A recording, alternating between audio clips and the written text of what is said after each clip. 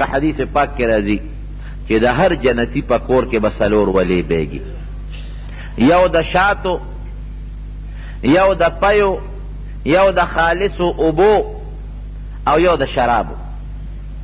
خو د جنت شراب به داسې نی لکه د دنیا شراب، خوند او لذت به پکې وي، نشه به هم پکې نه وي چې سړی نشه کي، او د سر دا چکر او سر دا قصې به هم پکې نه، نه به سر باندې چکر راځي او نه به نشه راځي، سړی به بلکل لکه چې عامې اوبس کي، خو خوند او لذت به د شراب وي. او اوبه به کمې اوبي، نو نبی علیہ السلام فرمایي اوبه به داسې خشته یخې وي لکه د واورې برابر، او داسې به خوږې وي لکه د شاتو برابر، او تکې سپینې لکه د پیو خالص د اوبه به، او خالص صفا پی دا به په جنت کې بیږي، وله به د هر جنتي په کور کې. نو صحابه کرامو تپوس وکړه د نبی علیہ السلام نه چې د الله رسوله په دنیا کې خو چې ولی په هغې کې خټی، د جنت په دیولو کې خټه شته که نشته؟ وی او د جنت په دیولو کې خټه شته، خو هغه به مشک او عنبر به خوشبویي به کوي. وی صاحب د دنیا په دیولو کې خو قطقاڼې وي، کاڼي پکې لاندې چې کاڼې پکې نی هغه ولم خوند نه کوي، دا نري نري کاڼي هغه لاس ورکوي. وی او د جنت په دیولو کې دننه به کاڼي وي، خو هغه به یاقوت او زمرد او مرجان به، دا به د هغه ولو دننه کاڼي به. اونی بوټي د جنت داسې میوه، د دنیا دا میوې چې دي و اتو به متشابها، قرآن کې الله فرمایي د دې په شکل میوه به چې سړی یې پیژني چې دا خو سیب دی، دا کیله ده، دا مالټه ده، خو په ورکوټیوالي کې به دومره نی لکه د دنیا دا چې ده. ولې؟ ځکه هلته انسان به ورته غټي، دلته زمونږ قدره کوټه دی، او هلته به د هر جنتي قد 10 گزه به اوږدې دی، او 3.5 گزه به دی د دنیا په گزونو پلنې. ولې؟ د جنت هغه خوشحالی خو دا وجود بسي، او د جنت خو د جنت یو سیب د ترو شو کوي نو ام به ستا هفته کې به خلاص نه کړی شي. نو چې میوه غټه ده چې وجود وله غټي، چې ښه په سر او په خوشحالی باندې هغه خوشحالي سړی برداشت کي، نو 10 گزه اوږد زمونږ په گزونو 3.5 گزه پلن به وجودي، هغې له به میوې هم غټې غټې مزیدار. لیکن د جنت میوه به داسې نه چې د دنیا میوه دی، هغې کې څخه میوه نشته، چینجې پکې نشته، پیکه پکې نشته، او ستغه پکې نشته، خشته میوه به مزیداره. اونې خطوط هم پکې اجت نشته، چې کومې میوې ته د چا زړو شي هغه میوه به نیغه راښکته شي او د انسان دې خولې ته به راورسي او ته به یې روشوکې. انزلو ته ضرورت نشته چې دا زه ووینم په دې دوړه ده او دا ګند دی، نه پاکه صافه میوه، خو چې تی څنګه روشوکې په حقه ځای به هغې کې په هغه ساعت بله میوه زرغونه شي، بله به پکې وشي. دا د جنت میوې دي، هر قسمه میوه، د هر موسم میوه دا تا ته په جنت کې ملاویږي. یو صحابي تپوس کي د الله رسول په جنت کې دوړه شته؟ وی او، خو د دنیا د خورې دوړه نه، دوړه به سي ابه زعفراني. زعفران څومره قیمتي شی دی او څومره خوشبویه دی. جنتي له چې الله تعالی کم کور جوړ کړي، د ادنا جنتي کور چې د ټولو نه کم جنتي، حدیث پاک کې راځي دا مسلمانان چې کم بدعمله دي دا به جهنم ته لاړ شي، نو جهنم نه بیا الله وباسي چې د چا ډېره ګناه ډېر ساعت به تېروي، چې د چا لږه ګناه ده لږه موده به تېروي.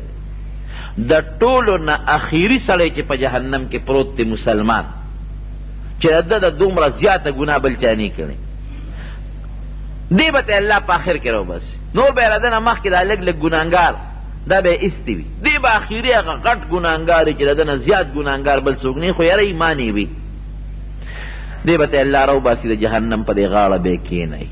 نو دی به وایي چې یا الله شکر دی تعالی حمد دی چې د دې مصیبت نه خو دې خلاص کړم، په دې غاړه به یې ناست دی.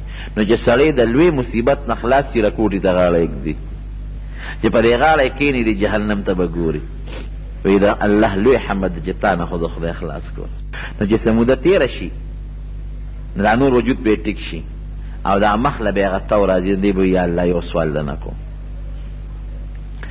د جهنم نه مې دا مخ بل طرف ته واړوه، ډېر ګنده شی دی او ډېر سخت د عذاب شی دی او ډېر تو راځي مخ یې راله وسوځو، دا مخ را دی بل طرف ته واړوه. بس دا سوال د نه کوم نور الله تعالی لوی حمد دی چې د غم نه دی خلاص کړم. الله دې مو ساتي. ګوره ډېره ګرانه خبره. الله رب العالمین به ورته فرمایي بنده دا مخ به دله راواړو، خو هسې نه چې بیا بل سوال وکړي. وایي الله بل نه غواړم، دا یو سوال مې قبول که مخ مې راواړه او بل یو پوټی شی نه غواړم. وی ګوره وی وعده مې ده. الله به فرشتو ته حکم وکړي راوړی دی بل طرف ته، نو مخ به دی بل طرف ته راواړی. نو چې دا مخ دی بل طرف ته راواړی دا فضا به وویني. ده خو به په لکونو کاله په جهنم کې تیر کړي، په زرګونه کاله به تیر کړي، هر څه به ترې د دنیا هغه خوندونه یېري. چې دی وویني دی به حیران شي چې یا الله دې خوا هم خلک شته، سورې م شته، سورې به وویني، اوبه به وویني. نو دا شا به ته ووایي او دې خوا چې دغې ته وګوري نو دی به د اړه کې وایي چې لږ غټ سوال مې کړی وی نو ښه به نو چې سموده به غلی غلی بیا به یا الله دا مخامخ سورې دی، لږ غوندې سورې دی، لږې غوندې اوبه دي ورسره. نو رب العالمین ما دقې سورې ته ورنږدې کړه چې لږ د دې لاندې شم، د دې تو نه خو خلاص شم، او لږې غوندې اوبه دي یو څو ګوټه چې ده وسته. الله به ورته وفرمایي یا بنده تا وختي ما سره وعده نه وه کړې چې بل سوال به نه کوو. وی الله بس دا یو مې قبول که. دې بړه کې وایي که د دې نه غټ سوال وکړم هسې نه الله په قهر شو بیا مې جهنم ته ونه غورځوي، یېرېږي به غریب. الله بس دا سوال د نه کوم بل نه کوم. وی ګوره یو ځل دې وعده خلافي وکړه. وی نه الله بیا نه کوم.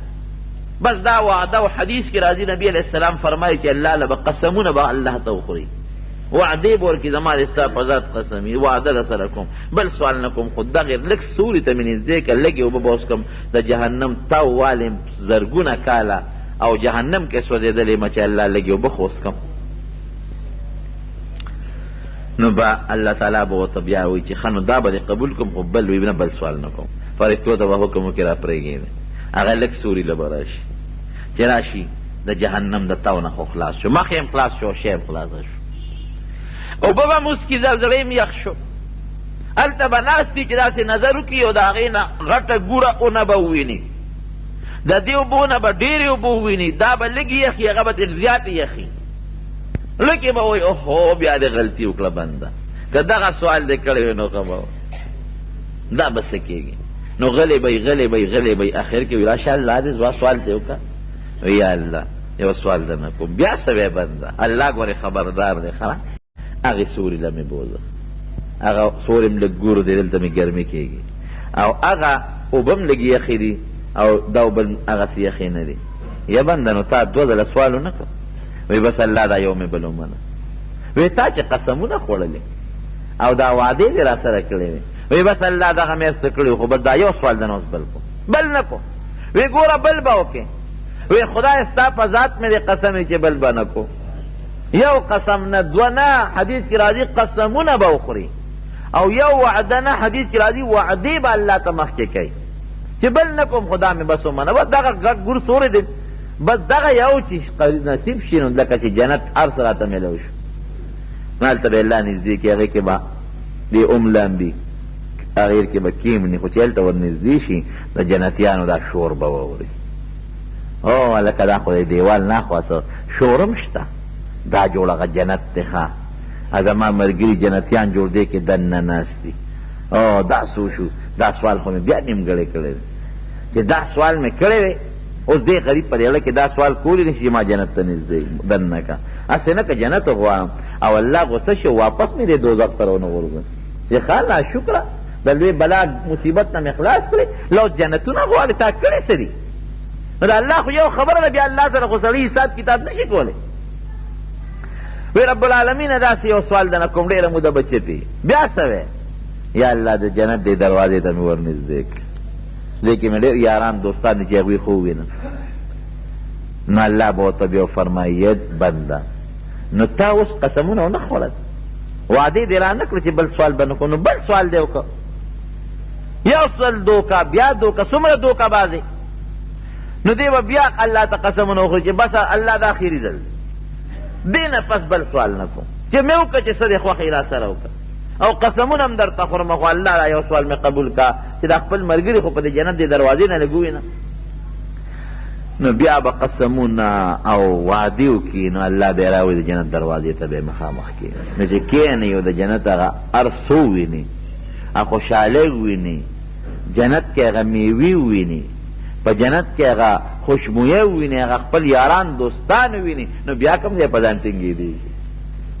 نو بیا به غلی به نو یا الله یو سوال نه کو بنده بیا څه وی ویلې جنت ته مې خیر دی ور داخل کړي دیوال سره به کښېنم خو چې لږ ورننه لږ مې وردننه.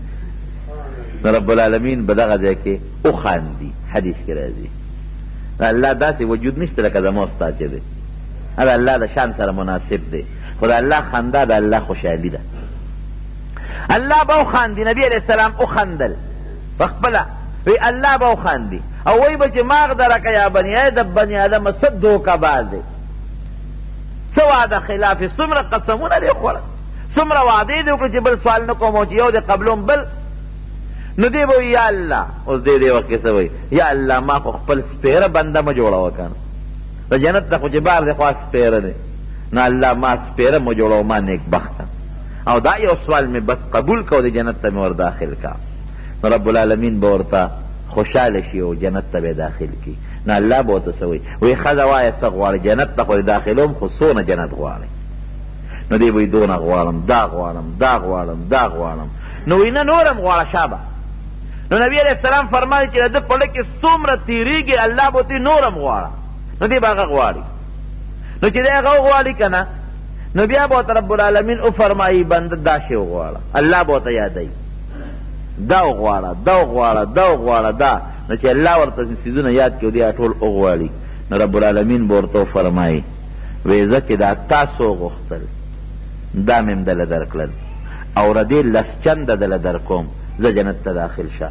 نو ابو هریره رضی الله عنه د حدیث راوي دی وی دا په ټولو جنتیانو کې د لاندې مرتبې جنتي دی، نورو مرتبې دنه زیاتې دي او دې جنتي ده چې الله څومره جنت ورکړي ابه د دنیا لس چند دی، لس چنده د دنیا. دا دنیا ټوله چې راغونډه کړه دې لس چنده جنت د ادنا جنتي دی. نو ته به چې دی به پې څه کوي؟ جنت کې خو یو لږ رکوټې غوندې کورم کافي دی په دې به دې څه کوي؟ نه دې چې کم ځای ته رسېدل غواړي دا خو د دنیا لارې او موټرې نه دي او نه د دنیا سایکل دی چې ته پیسې ورچې وګرځې او یا پخ په منډه وې نه که ته یو ځای ته تلل غواړې نو سترګې به پټې کړې او هغه ځای به په دې زړه کې راولې هلته به ورسې. په هوا به هم پکې خلک الوزي، لاس به وخوځې خپې به وخوځې لکه د مارغه پکې په خپله هم الوتی شي. الله به دله کرسی هم درکړي. د کرسی نه مراد لکه دې زمانې د جزونه دي، هغه زمانه کې خو جز نو کرسی به الله درکړي، په کرسی به کښېنې او چې کوم طرفته ستا زړي په هغه کرسی به ناست دی هغه به والوځي او هلته به ځي. نو کرسی نه مراد د دې زمانې جزونه شو مثلا یا بل یو څیز شو، خو چې کوم خوا ستا زړه مني نو هلته به رسي. نو په ډېر زر په سکنډونو کې سکنډ نه مخکې له دې نه ته کراچۍ ته هم رسېدی شي، له دې نه ته سعودي عرب ته هم رسېدو دومره ځای کې رسېدی شي. نو داسې انسان ته چې دا کومې خوشحالۍ میلاویږي نو دله لږ ځای نه دی پکار، دله ډېر لوی ځای پکار او د الله په دربار کې خو د دې څیزو څه کمي نشته. یو میږی دی مثلا زه مثال در کوم او ستا په کور کې دننه دی میږي وایي دنیا خو همدغه ده چې راځه کوم ځای کې ګرځو که میږي ته څوک ده وایي چې نه لاهور هم شته او پېښور هم شته او کراچۍ هم شته او سعودي هم شته نه وایي دو لیونی که روغ هغه ته خو دغه خپله دنیا ښکاري چې کوم ځای کې دا میږي چکر لګوي د هغه ذهن دا نه دي چې دا سوات هم دی او سیند هم شته او اون هم شته او دریابونه هم دي او دونه دنیا هم ده او امریکا هم ده او کابل هم ده او برطانیې هم ده. میږي دا چېرته مني ولې ځکه د میږي هغه دماغ دونه محدود دی چې کوم ځای ګرځي هغه وي دنیا هم دقه ده. دقه رنګې ګورې زمونږ او ستاسو دماغ هم دي، زمونږ مثال د میږي نه هم کم دی. مونږ ته حقه دنیا ښکاري چې څومره زمونږ نظر لګي لیکن داسې انداز دی لکه میږي ته چې دا بار دنیا شته خو هغې نه مني هغه عقل یې نه لي. دقه رنګې دغه جنتونه خوشحالۍ د رب العالمین شته خو زمونږ او ستاسو عقل یې نه اخلي. دا نا جنتي هر انسان له رب العالمین حدیث کې راځي دوه او یا ښځې په جنت کې ورکړي هغې ته حورې وایي حورې دوه او یا دا د هر انسان دی او هغه حورې به یې دومره خوبصورت وي. حدیث پاک کې راځي چې چې د هغې د پنډۍ نلې به بار ښکاري، هغې کوبس کې نه هغه اوبه پکې بار ښکاره کېږي، او د هغې په سر چې کوم سرپیچک او لوپټه ده، نبی علیه السلام فرمایي د هغې قیمت د دې ټولې دنیا نه او دنیا کې چې څه د هغې نه زیات دی. نبی علیه السلام فرمایي جنتي ښځه چې کومه خوشبویي پورې کوي، که د هغې خوشبویۍ دومره اندازه لکه چې په نوک د پاسه یې کېدی، نوک د پاسه خو ډېر معمولي شی راځي، دومره خوشبویي د دنیا ته راله، نو د دنیا د ګوټ ګوټ پورې به دا خوشبویي خوره شي، څوک به د خوشبویۍ د لاسه ژوند هم تېر نه کړي. او حدیث پاک کې راځي نبی علیه السلام فرمایي یو جنتي ښځه که دا خپل مخ دې دنیا ته راښکاره کړي، یو جنتي ښځه ابه دومره برېښنا کوي لاشرقت سبحات وجهها ما بین المشرق والمغرب، وی د هغې د مخ دا شغلې او پلوشې به د مشرق نه مغربه پورې د دنیا روښانه کړي. دا الله تعالی جنتیانو له مقرر کړی دی. جنت کې به بازار لګي، بازار، هغې بازار کې به څه ملاویږي، هغې کې به شکلونه ملاویږي، شکل. زه اکثر طالبانو ته دا وایم که یو سړی د دنیا کم نعمت حاصلول غواړي نو الله تعالی ورکوي، چاله ورکي چاله نه، خو چاله خو یې ورکي که یو سړی د هغه وي بادشاهي نو ډېرو خلکو له الله بادشاهي هم ورکړه، یو سړی وي نو زما دومره زره جربه جایداد نو ډېرو له خدای دا هم ورکړی، یو سړی وي ما له دومره مال نو ډېرو له الله دا مال هم ورکړی.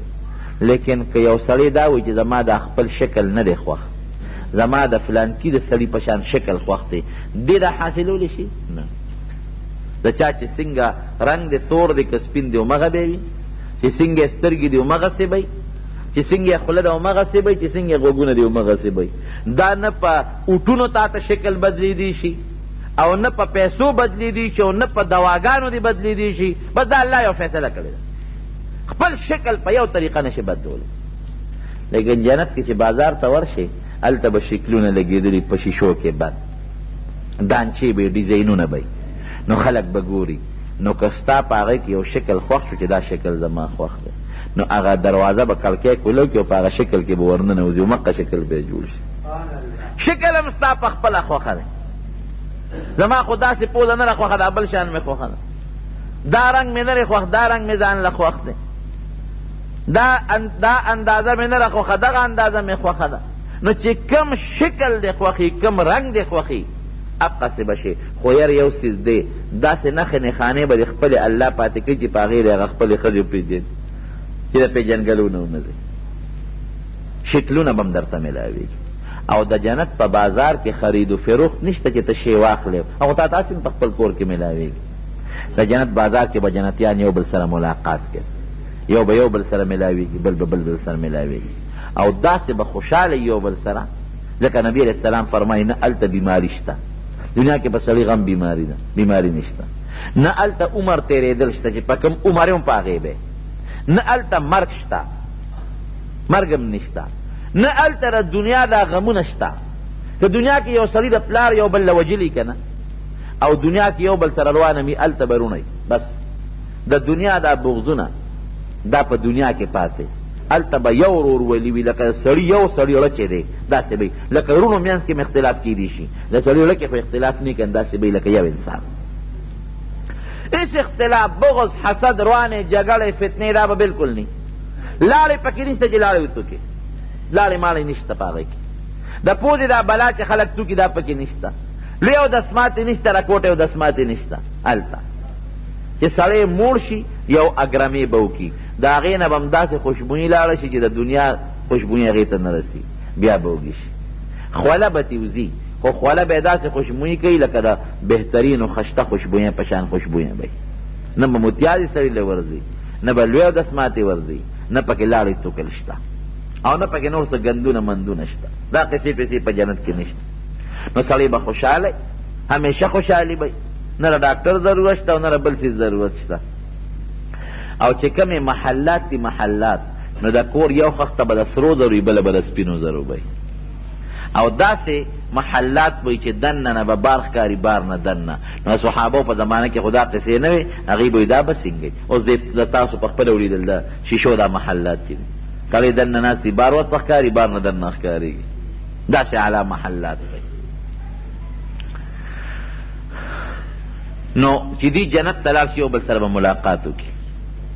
نو په هغه ملاقات کې چې کور ته بیا راشي نو ښځې به دوی ته وګوري، نو دوی به د دوی به نوره خوشبویي او خشتوالی زیات شوي، او د ښځو به د دوی نه زیات هغه خشتوالی ښکاره شوي، زیات شوي به. او په هفته کې یو ورځ لکه څنګه چې زمونږ د دنیا افتر او مونږ د جمعې منځه له راځو، ګورې په جنت کې شپه نشته، یو شان ورځ ده، یو شان ورځ به شپه پکې نشته. نو چې هفته کې د هفتې په اندازه باندې یو ځل به دا ټول جنتیان راغون شي، ټول به ځي یو ځای ته چې ډېر د خوشحالۍ ځای دی، ټول به ځي. چا ته به د سرو زرو کوسۍ لګېدلي، چا ته د سپینو زرو، چا ته د نور، چا ته د زمرودو، چا ته د نورو څیزونو اعلی اعلی کرسۍ به او په هغې به ټول کښېني. او څه ته به ځي؟ د رب العالمین دیدار له به ځي چې الله ورته خپل ذات وښایي. نو ټول به ناست دي دی کې رب العالمین به ورته خپل ذات مبارک وښایي خپل لایق شان سره. نو نبی علیہ السلام فرمایي چې هغې کې به دونه خوند دي چې کم جنتی په جنت کې 80,000 کاله د جنت خوشحالۍ تېرې کړي، 80,000 کاله په خولې وینا کېږي، نو هغه د 80,000 کالو خوشحالي د الله تعالی د یو سکند په دیدار به تېره شي. دومره د الله په لیدو کې خوند او خوشحالي دي. للذین احسنوا الحسنى وزیاده، کم سړي چې په دنیا کې ښه عمل کړی دی د هغې به الله وله ښه جزا او ښه بدل هم ورکړي او خپل دیدار به هم ورکوي. نو حدیث پاک کې نبی علیہ السلام چې فرمایي، نو یو قرات پکې روایت پکې نام چې انا اجزا به، د جنت د جنتیانو د بدلونو نه یو بدل د رب العالمین دیدار هم دی، دې ته به الله تعالی خپل دیدار ورکوي. یو مخصوص دروازه د باب الریان ورته وایي، دا بره دروازه کولو شوې ده دې کسانو ته، بار کسانو ځای نشته، بره دروازه ورته کولو. باب الریان ورته وایي. باب الریان ورته ولې وایي؟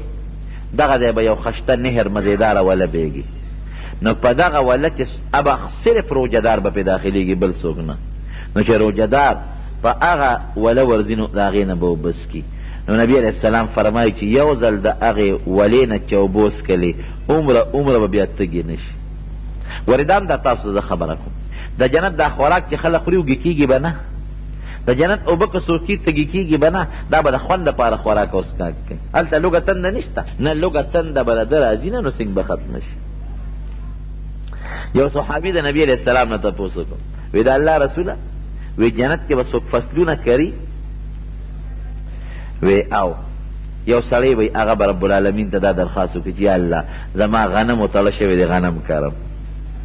نو رب العالمین به له تخم ورکړي، نو دی به لړ شي ځمکې له هغه تخم به پکې وکري، نو پرک په سترګه کې به هغه تخم زرغون هم شي، ابه کامیاب هم شي، ابه لو هم شي، او د هغې نه به ډېري ډېري غنم هم جدا شي. نو الله به ورته وفرمایي وی واله ای بني آدمه ستا خېټه په یو شي نه ډکېږي، ته اوس غنم څه کوې د خدای نیکبخت، تیاره ډوډۍ ده راځي په غنمو څه کوې، تیار درستخان به راځي. او ګوره دنیا کې خو چې سړی عامه ډوډۍ خوري نو خو سړی هر څه خوري، خو چې دی میلمه شو د میلمستیا ډوډۍ بل شان دي. نو جنت کې به هر وخت چې سړی خوراک کوي نو هر وخت به میلمه، عامه ډوډۍ به نه، د میلمستیا خوراک واجبه، هر وخت به جنت کې میلمه، او میلمه به د چی؟ میلمه به د رب العالمین، نزلا من غفور الرحیم. هر وخت به د خوراک د میلمستیا به د الله د بل چا باندې، نو چې د میلمستیا خوراک دی نی او ویم د رب العالمین، نو د هغې اندازه استازو لګه. نو خبره مې وروڼو دې پورې کوله چې د جنت دغه خوشحالی دی، لیکن یو سکند چې د الله تعالی دیدار وکړي د جنت دا او 1,000 کالو خوشحالی به در نه هېرې شي. او یو څیز درته بل ښیم چې هره روژه کې زه بیانوم، صلات تسبیح خامخا کوئ. صلات تسبیح داسې یو منځ دی چې نبی کریم صلی الله علیه وسلم خپل تره د حضرت عباس رضی الله عنه، دا د پیغمبر علیه السلام څخه کتره دی خپل، او ډیره انتهایی محبت د نبی علیه السلام د سره او د پیغمبر علیه السلام سره، دومره مینه یې وه د نبی علیه السلام سره چې پیغمبر علیه السلام په مکه مکرمه کې و، نو د مینا په میدان کې د یو غونډۍ لاندې د حج په دې موسم کې د مدینې شریفې خلک راغلي و، نبي علیه السلام له دعوت ورکړ، وی ته موږ سره مدینې شریفې ته لاړ شه، دلته یې دا خلک تنګی او موږ سره مدینې شریفې ته لاړ شه، بس هلته به موږ حفاظت کوو، څوک درته غږ هم نشي کولی. نو پیغمبر علیه السلام ورسره فیصله وکړه، هجرت یې کو. نو دا عباس رضی الله عنه هغه وخت لا کافر و مسلمان شوی نو، دی راغی ودرېده، وی د مدینې خلکو یو خبره درته ګورې کوم، اگر چې زما در وارده دین مې د یو بل نه جدا دی، خو خبره درته دا کوم چې ګورې تاسو دې خپل وطن ته بوځئ، دلته خو د دشمنان ډیر دي، خو د یو مضبوط قوم دی، نو د هغه قوم په وجه دته څوک غږ نشي کولی. هسې نه که دې تاسو بوت هلته خو قوم نشته، څوک یې ضرر ورته ونه رسوي. نو زما دیر واره ته ګورې که چا پوټې نقصان هم ورسو د هغې تپوس به ګورې ستاسو نه کوم، سوچ پې وکړې، که ښه حفاظت زما د دیر واره کولی شی نو بوځې دی، او که نه شی کولی مې بوځ دی مینه وه. او چې کله نبي علیه السلام مدینې منورې ته هجرت وکړو، نو د هجرت په دویم کال باندې د بدر جنگ شوی، هم په دې رمضان کې شوی، که موقع پیښه شوه نو شاید چې دی ته بیا بله جمعه وکړو.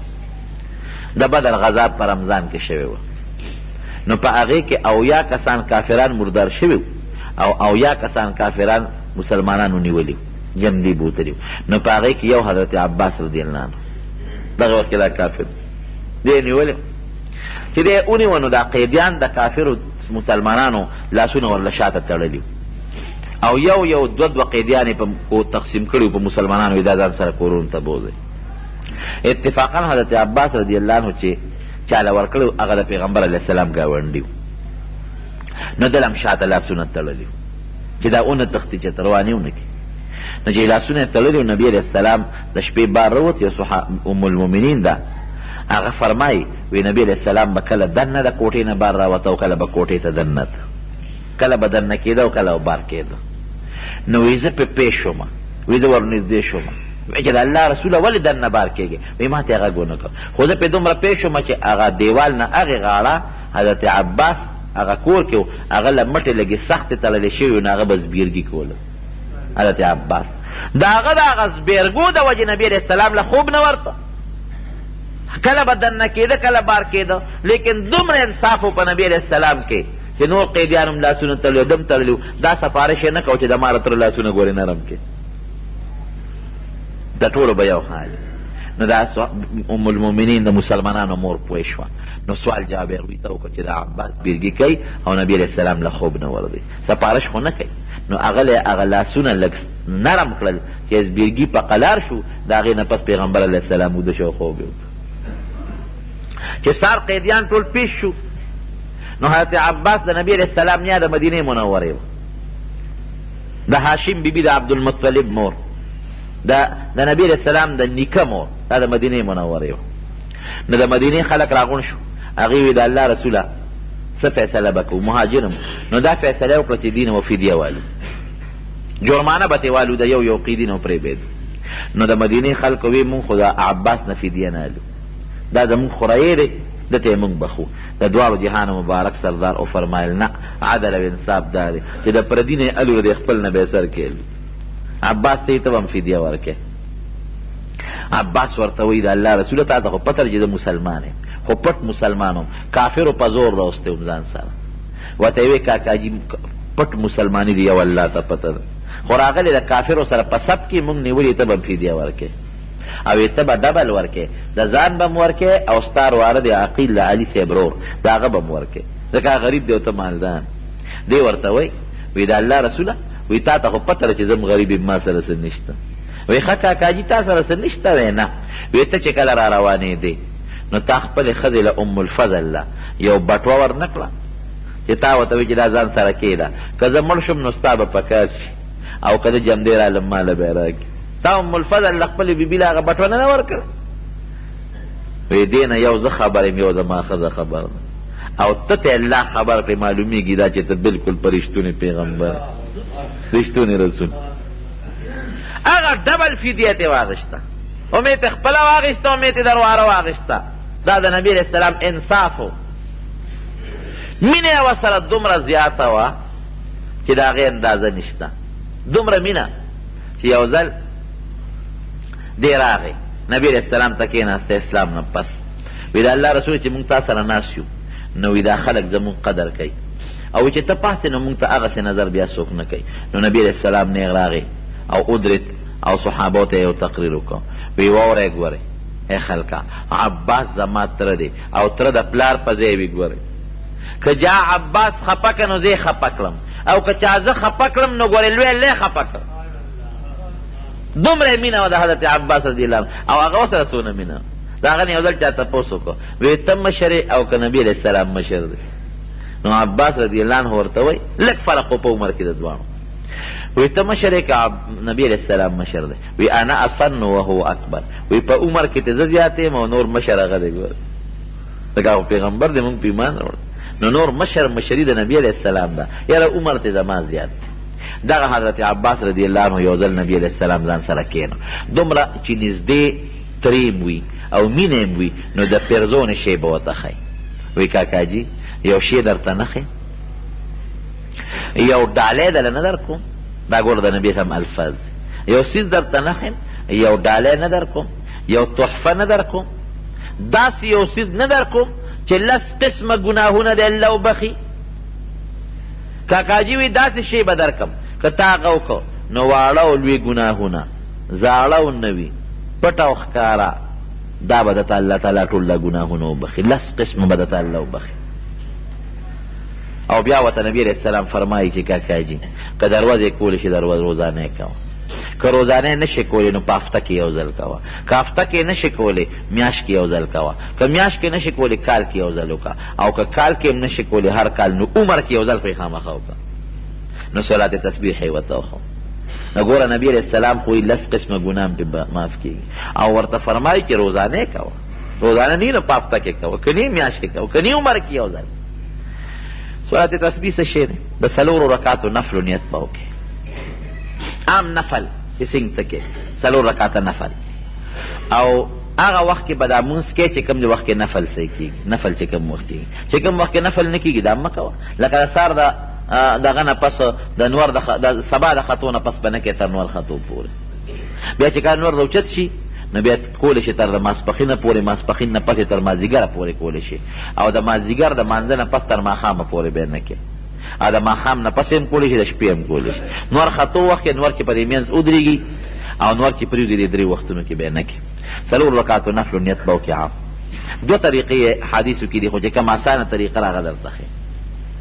نو چې ته سبحانک اللهم وبحمدک ووې، وتبارک اسمک وتعالی جدک ولا اله غیرک، نو 15 کرته به ووې سبحان الله والحمد لله ولا اله الا الله والله اکبر. دقه پورې حدیثو کې دي سبحان الله والحمد لله ولا اله الا الله والله اکبر. دا بسم الله پکې په سر کې په صلات تسبیح کې نشته، ها ای تراو کې خو تاسو وایي صلات تسبیح کې نشته. سبحان الله والحمد لله ولا اله الا الله والله اکبر دا دی یو ځل کو سره ولا حول ولا قوه الا بالله نو خیر دی. یو روایت کې شته، لیکن مشهور روایتو کې دقه 4 کلمې دي. 15 کرته به وې، بیا به اعوذ بالله بسم الله او قرات به وې.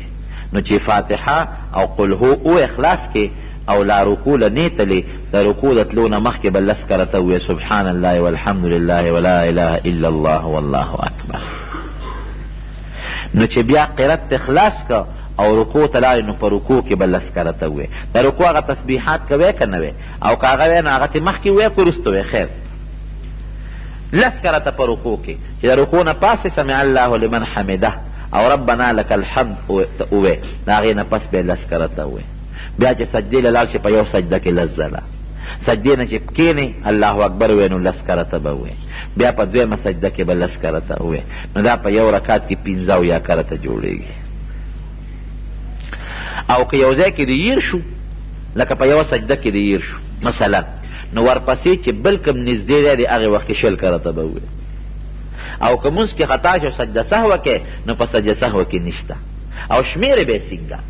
نو چې لاس دې تړلي د یوې ګوتې له زور ورکوه، لاسونه خو یو بل د پاسه پراته دي، دې بلې له زور ورکوه، دا شمېر دی. یا لاس ته یې ویزان دي نو په دې زنګون دې لاس ایښي دي په دې رون، نو یو ګوتې له زور ورکوه. یا په سجده کې وي نو یو ګوتې له زور په ځمکه ورکوه، خپله درته شمېرې لیکېږي. دا به په 4 رکعاتو کې پوره کړي. بیا چې 2م رکعت ته پاسې د بسم الله نه مخکې به 15 کرته وي، یعنی اول ځل په لومبي ځل کې 15 کرته دي او نور ټول 10 کرته دي. د رکوع د تلو نه مخکې 10 کرته، په رکوع کې 10، قومه کې 10، رکوع نه چې پورته شي دواړو سجدو کې لس لس کرته او دواړو سجدو په منځ کې لس کرته دا خامخا کوئ.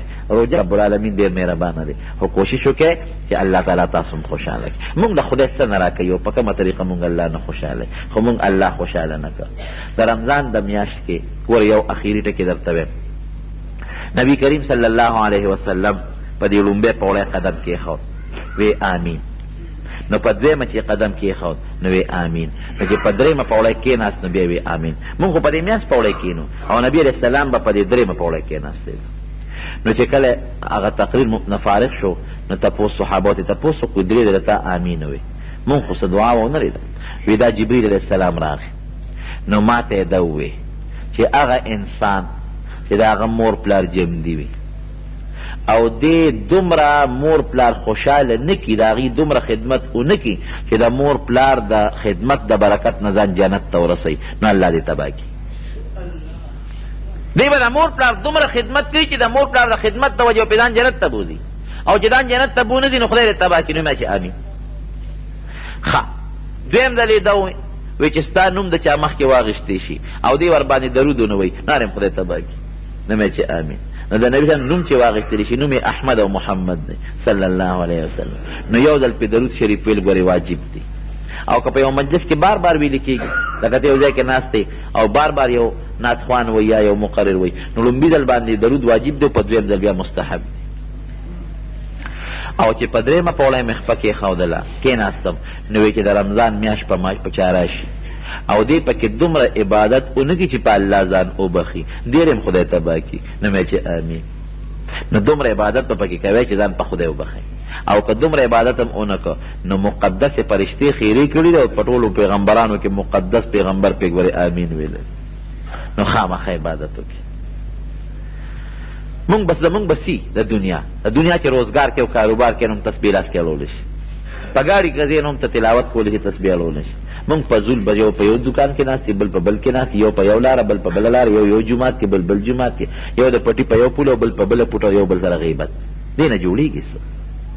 نو دا مهرباني وکړئ چې تاسو الله پکې یاد کړئ او عبادت پکې وکړئ په رمضان کې الله به راضي شي الله به درله لوی اجر درکړي.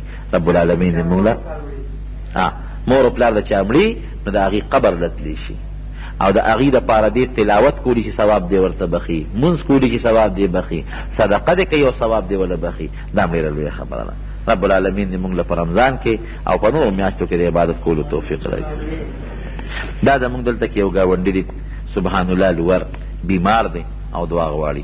رب العالمین دې وله شفا ورکړي. الله دې جوړ کړي. ډېر خدمتګار سړی دی او ستاسو خصوصا د زمیندارو کې ډېر لوی خدمت کړی دی. رب العالمین دې وله شفا ورکړي. الله دې جوړ کړي. کم سړی چې ګیره نی او دې اذان کوي اذان جایز دی خیر اذان کې ګیره او ناګیره دواړه څه لازم نه دي. ښه دا ده چې په سنتو برابر یې هغه د اذان وکړي لیکن که یو سړي ګیره نی او اذان کوي نو پروا نشته کولی شي او ګیره پرېږده که نه ښه خبره د پیغمبر سنت دی په رمضان کې چې دې پرېښو الله به درله ډېر لوی اجر درکړي. تر کومې پورې به خدای دې مخ ګرځوي.